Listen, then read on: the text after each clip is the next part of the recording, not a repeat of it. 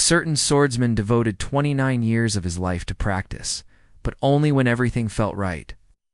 Only when the weather was favorable, his body rested, his focus sharp, and the environment predictable. He trained inside comfort. Then he crossed paths with Miyamoto Musashi, a warrior who conditioned himself in icy wind, exhaustion, hunger, and disorder, who rose precisely when his body begged him to quit. Their duel lasted 17 seconds. Ease was defeated by discipline. This is the lesson of harsh training, the kind that turns comfort into an obstacle and resilience into a habit. In Akizan province in 1595, a 12-year-old boy named Sasaki Kojiro sat beside a stream after another punishing day of sword drills. His palms were torn, his muscles throbbed, his thoughts were dull from repeating the same strikes thousands of times, and he saw it. A swallow streaked across the water, so swift it seemed to vanish between heartbeats. It sliced through the air with breathtaking accuracy, changing direction effortlessly. In that instant, a thought took root in his mind.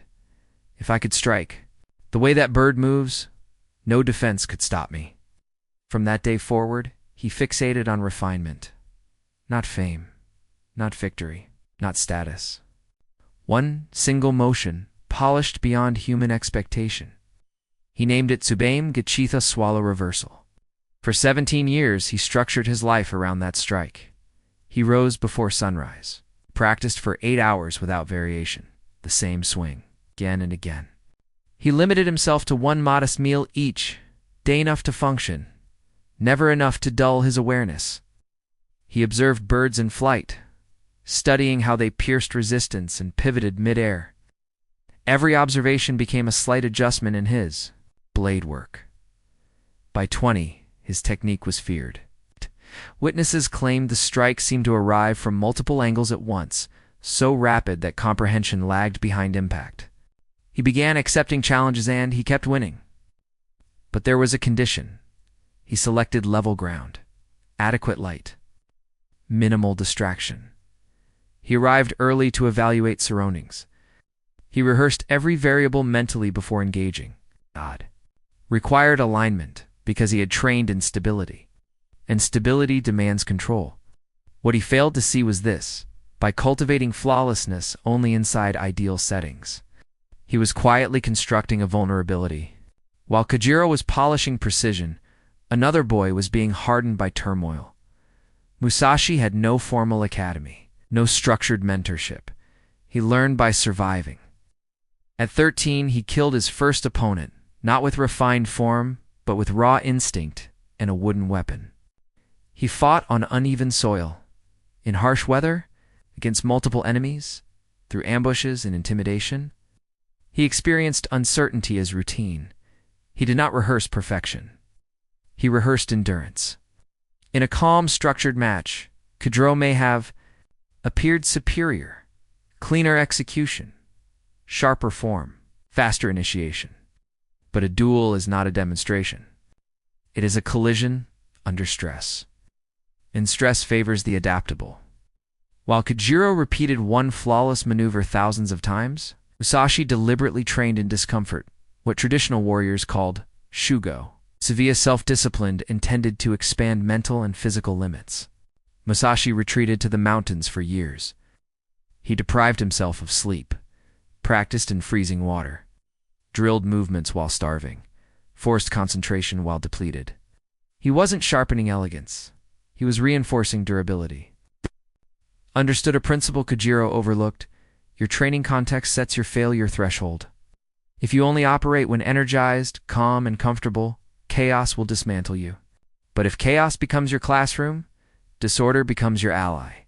Pressure does not expose potential. It exposes preparation.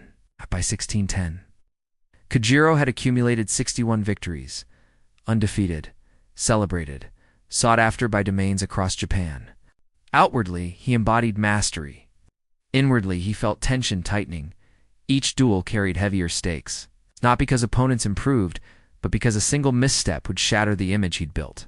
He avoided rain. Refuse, uneven terrain. Decline chaotic engagements. His excellence required symmetry. and maintaining symmetry became suffocating. Musashi lived differently. He fought anywhere, at any time, against anyone. He arrived late if it disrupted his opponent's composure. He embraced unpredictability. He was not preserving reputation. He was evolving capability. Two philosophies moved toward confrontation. In the spring of 1612, Musashi issued a challenge. The duel was set for Ganri Island. Kojiro prepared the only way he knew: further refinement. More repetition, more visualization, greater exactness. He sought to ensure perfection. Musashi prepared by destabilizing expectation.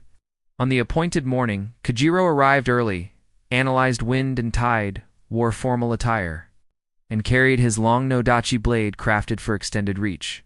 Everything aligned, except one element. Musashi did not appear.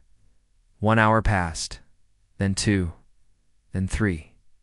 The sun rose higher. Heat replaced cool air. Doubt crept in. Irritation followed. When Musashi finally arrived 3 hours late, he stepped onto the shore, casually dressed, holding a wooden sword carved from a boat or during the journey. The delay was intentional. The disruption was strategic. Psychological battle had already begun. They faced each other. Kojiro initiated with his perfected strike Subam Gishi, executed exactly as practiced for nearly 3 decades.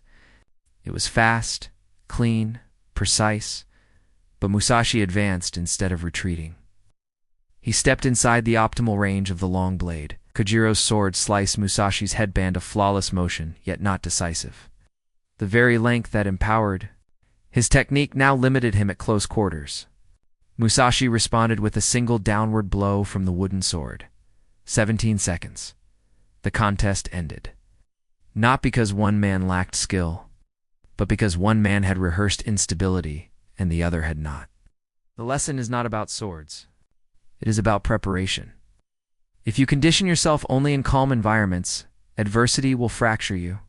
If you train within adversity, hardship strengthens you.